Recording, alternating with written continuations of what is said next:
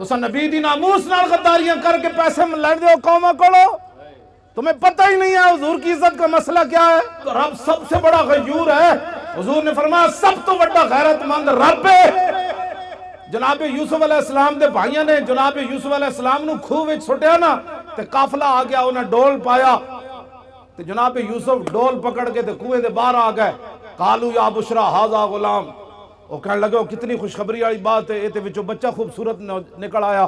بھائی پھر نسدے آئے، انہاں کہا تے ساڑا بھجیا ہوا غلام ہے، انہاں کہا ان کی پروگرام ہے، انہاں کہا وشراؤ بثمن بخس دراہم معدودہ وکانوا فیہ من الزاہدین، انہاں کہا سی یہ غلام بیچنا ہے، نسن دی بڑی بھڑی عادت ہے، چاند کھوٹے درہم ہی دے دیو، اسی یہ غلام بیچنا ہے۔ جناب یوسف دی قیمت لگی بازار مصر وچ۔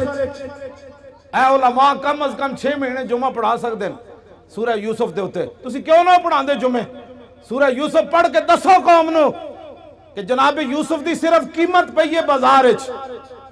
رب 7 سال قات لے آیا مصر وچ، 7 سال قات سالی آ گئی۔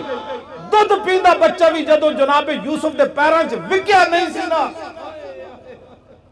دودھ پیندا بچہ بھی جدو ماں پہ ویچ کے نہیں سننا گئے، اس وقت تا رب قات نہیں ہٹایا۔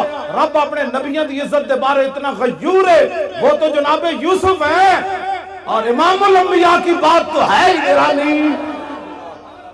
اسے زندگی نو کچھ نہیں کرنا، اسے زندگی نو حضرت خبیب بن عدی دی قبر ہے جی کدھر نشان، حضرت خبیب بن عدی صحابی رسول دی قبر دا نشان ہے۔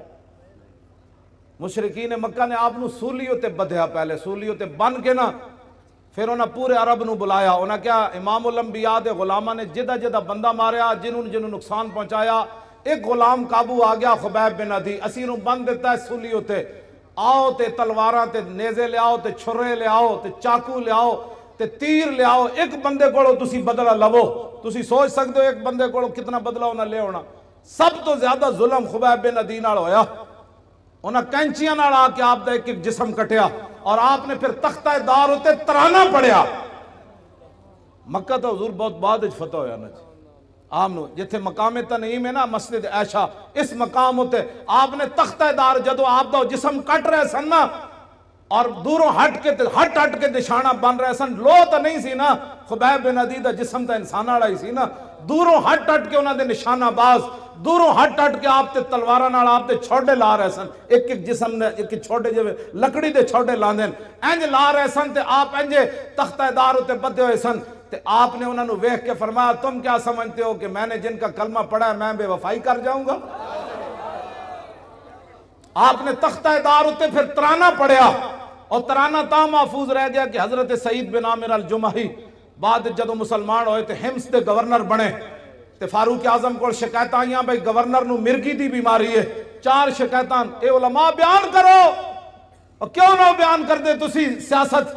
انہوں نے کہا رسول اللہ 10 سال خود سیاست کی تھی، ممبر تے بھی حضور ہی بیٹھے، تخت تے بھی حضور ہی بیٹھے، عدالتہ بھی رسول اللہ دیا سن، بازارہ بھی حضور دا دین سی، کیوں نہیں تسی بیان کر دے؟ تو انہوں کمیٹیاں کہہ دیا مولی صاحب تسی سیاست دان ہو گئے ہو، انہوں نے کہا جس نبی دا میں کلمہ پڑھیا ہو نبی نے سیاست کی تھی۔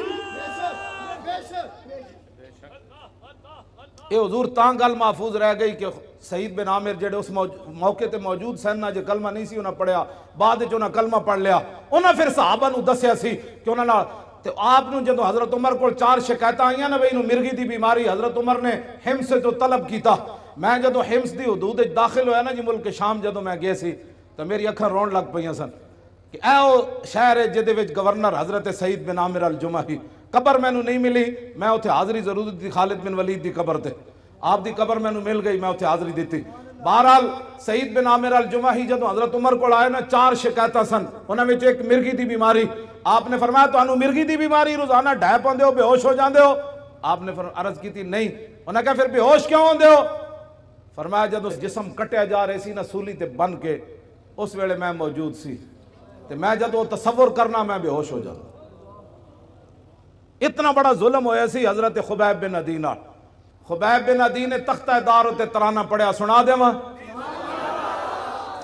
لقد جمع الاحزاب حولی والبوا قبائلهم واستجمعوا كل مجمعی وكلهم مبدل عداوت جاہد علی لانی فی وساق بمضیعی وقد جمعوا ابناهم ونساهم وقربت من جزع طويل ممنعي وقد خيروني الكفر والموت دونا وحملت عيناي من غير مجزعي فلست بمبد للعدو تخشعا ولا جزعا إني إلى الله مرجعي وما بي حذار الموت انی لمیت ولکن حذاری جحم نار ملفعی. جب آپ دا جسم کٹ رہے سن تو اس شعر دا معنی میں فرمایا میں موت سے نہیں ڈرتا، موت تو ایک دن آنی ہے. وما بی حذار الموت انی لمیت، فرمایا موت میرا کچھ نہیں بگاڑ سکتی، آج نہیں تو کل تو اس نے آنا ہی تھا. ولکن حذاری جحم نار ملفعی، میں تے اس جہنم دی اگ دے شعلے کو ڈرنا جڑا پورا لپیٹ چ لے لوے گی. ہاں فرمایا موت سے میں نہیں ڈرتا، میں تو اس آگ سے ڈرتا ہوں کہ حضور سے بے وفائی ہو گئی تو پھر کیا ہوگا. فضل العرش صبرنی علی ما یراد بی فقد بدوا لحمی وقد یاس مطمعی. فرمایا انہوں نے تو میرا جسم بھی کاٹ دیا اور میرے زندہ رہنے کی امید بھی مک گئی. ظاہر جسم جب کاٹا جا رہا تھا تو پھر آخر میں چہرے کو انہوں نے تلواریں ماری نا، پھر آخر میں ناک کان انہوں نے کاٹے، آنکھوں کے اندر پھر برچھے تو آخر میں ڈالے نا. انہوں نے کہا کہ انہوں نے تو میرا جسم کاٹ دیا، اب زندہ رہنے کی امید بھی ختم ہو گئی. آگے الاللہ اشکو غربتی ثم قربتی وما ارصد الاحزاب لی عند مسرعی. اب میری غریب الوطنی اور میرے اوپر جو ظلم ہو رہا ہے میں اس کی شکایت اپنے رب کی بارگاہ میں کر رہا. کیوں جی آخر تو پھر کی فرمایا جدوں نہ جسم اپنوں ایتھے مارن لگ دے تو پھر زبان کٹنے دے قریب آئے نا، جدوں آپ دی زبان پھر انہیں کٹنے باہر کٹ کے زبان کٹن لگے، اس ویلے پھر آپ نے فرمایا فَلَسْتُ بَالِي حِينَ اُقْتَلُ مُسْلِمًا عَلَىٰ جَنْبٍ كَانَ لِلَّهِ مَسْرَعِي وَذَلِكَ فِي ذَاتِ الْإِلَٰهِ وَإِن يَشَاء يُبَارِكْ عَلَىٰ أَوْصَالِ شِلْوٍ مُمَزَّعِي. فرمایا میری زبان کاٹنے کے بعد اب یہ خاموش ہو جائے گی. فرمایا سن لو، مجھے تمہاری اب زبان کاٹنے کے قریب آ گئے، مجھے اس بات کی کوئی پرواہ نہیں تم میری زبان کاٹنے لگے ہو، اس لیے کہ میں دنیا سے محمد عربی کا غلام بن کے جا رہا. ہاں جی توجہ جی. فرمایا یہ سب کچھ میں اللہ رسول کے لیے برداشت کر رہا ہوں. وَذَلِكَ فِي ذَاتِ الْإِلَٰهِ وَإِن يَشَاء يُبَارِكْ عَلَىٰ أَوْصَالِ شِلْوٍ مُمَزَّعِي. فرمایا میرا جسم کاٹ کر تم تاڑیاں مار رہے ہو کہ ہم نے حضور کے غلام سے بدلہ لے لیا. فرمایا جس رب کے لیے میں نے یہ اذیتیں برداشت کی ہے نا، میرا رب قادر ہے میرے کٹے ہوئے جسم کو پھر جوڑ دے گا ایسے کر کے. بس یہ اسلام ہے.